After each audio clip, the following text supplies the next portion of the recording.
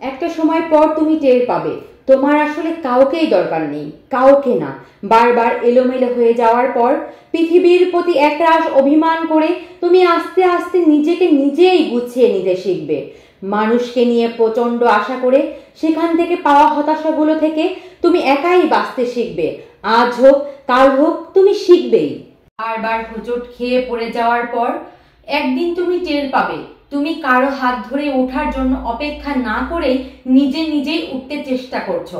কষ্টগুলো হতাশাগুলো তোমাকে বদলে দিবে। বোকাশোকা ধরনের সেই তুমিটা একদিন ড্যাম কেয়ার ধরনের স্মার্ট তুমি হয়ে যাবে। সেদিন তোমাকে প্রতিনিয়ত কষ্ট দেওয়া, হতাশা করে দেওয়া কিংবা ধাক্কা দিয়ে ফেলে দেওয়া মানুষগুলো চমকে যাবে। কেউ কেউ ফিরে আসতে চাইবে তোমার জীবনে। তুমি সেদিন মুচকি হেসে নিজের জীবন সাজাতে ব্যস্ত হয়ে যাবে।